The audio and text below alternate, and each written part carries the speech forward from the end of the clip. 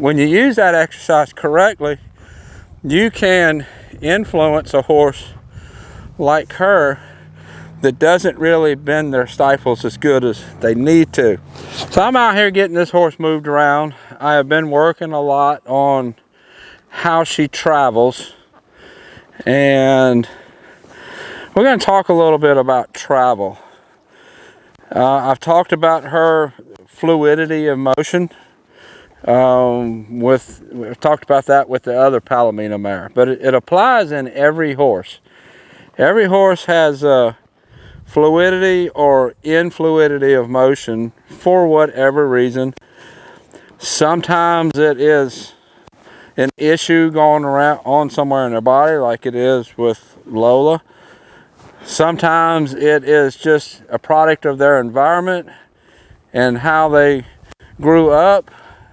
And some horses could have had the opportunity to run and stretch as a young horse in a big pasture, but it don't really mean that they did.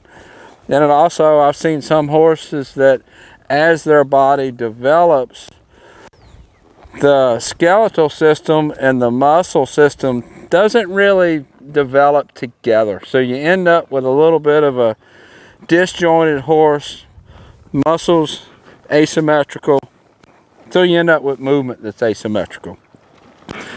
And that's, I think, a little bit of what's going on with her, and a couple of little things that's kind of affecting her in a little bit bigger way. A little bit of her conformation, a little bit about how she was, her breeding, and how she is developed. She doesn't bend her stifles very much in the back, so she doesn't use them very good. I've done some things to try to help get her to bend the stifles, and we're going to be continuing that today.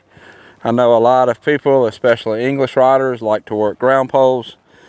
That's fine, but that doesn't give you the aid, the riding aid, to help the horse use their body better.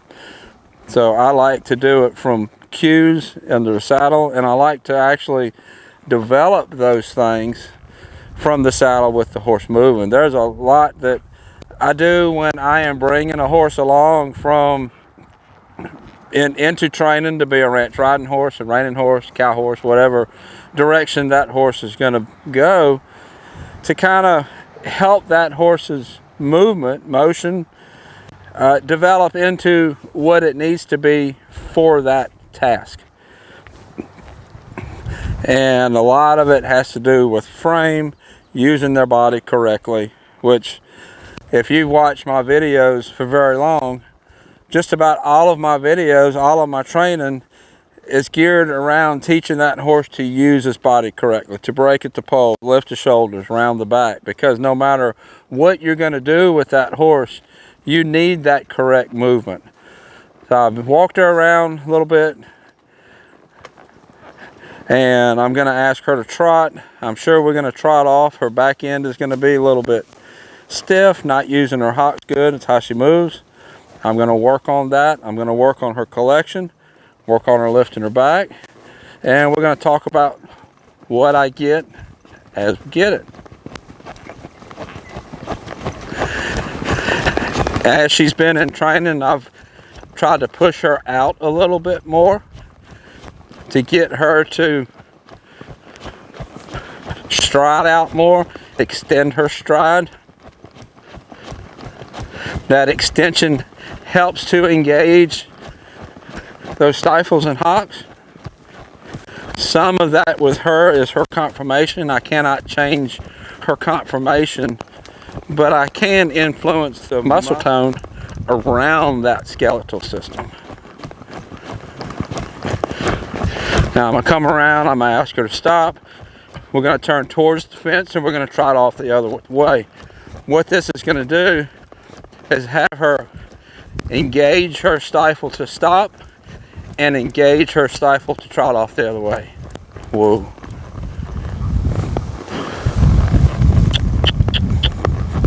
I would have liked to trot her out about 2 strides sooner, but she was kind of pulling on my hand a little bit, so I couldn't get it until I got her attention a little better. She's not really warmed up good. I just got on her. So we're gonna work her through that.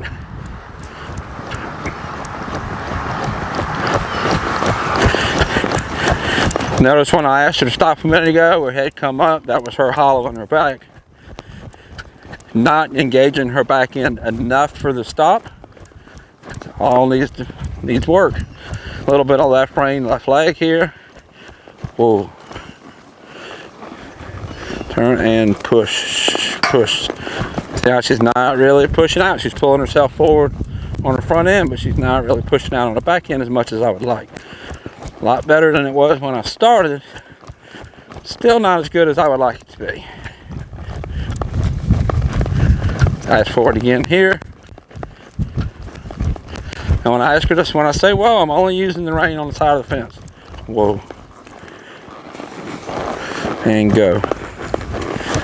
Now I'm going to go ahead and ask her to lope. Get a little bit more push in the back end. I'm not one that says a horse needs to lope within first ride, second ride, third ride. But I will use the lope and be developing the lope as the horse needs it to happen.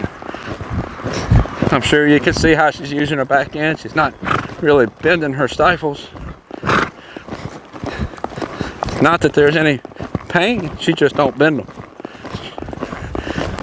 So I'm going to come around here, ask for the stop. Whoa. And go the other way.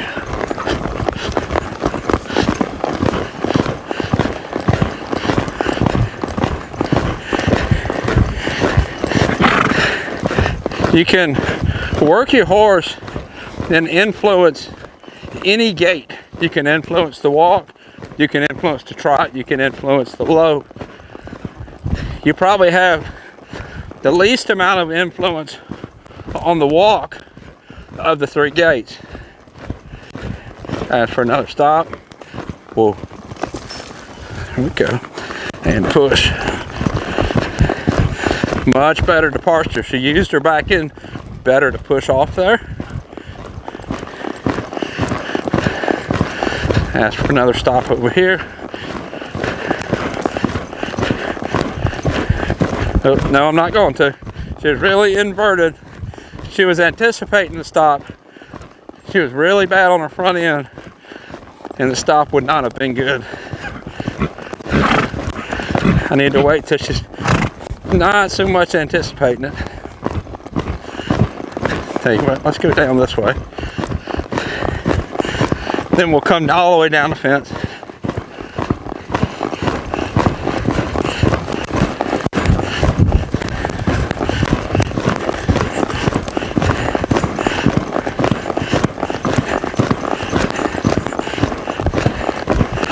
Whoa. And go the other way.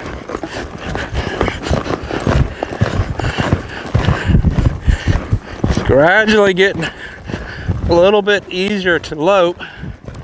When I first loped her off, it was a lot harder to sit than it is now.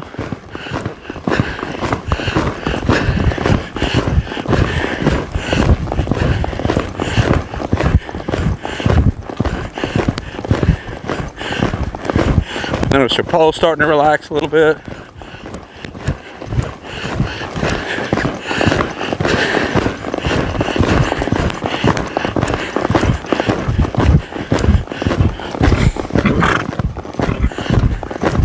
Go right, and then we'll ask for a stop. Whoa. There we go. Much, much better. See how she's starting to use her back end a lot better for the stop. And she's doing that because she knows the turn is going to come with her front end. So it helps keep her front end up and use her back end better. I see a lot of people doing a similar rollback exercise, but don't really do it correctly. They're just either pulling the horse and getting it on its front end, see how she kind of pushed, or they're just yanking down here, which puts the horse on the front end. They're not really setting the horse up to use its body correctly, which is what this exercise is supposed to do. This exercise is supposed to get the hind end under, using their hocks and stifles, keep the front end up so that it's ready to go laterally, and then point the nose and push out, and then push out with the hocks and stifles. And when you use that exercise correctly, you can influence a horse like her that doesn't really bend their stifles as good as they need to. She was a lot easier to lope after just those couple of turns than she was when I first asked her to lope off. It's really important to get the horse moving correctly. It's a lot easier to teach a horse every other thing that a horse is going to need to know if they are using their body correctly. So this is Madame. I'll put a link up here to her playlist if you're watching on YouTube. Until next time, thank you for watching.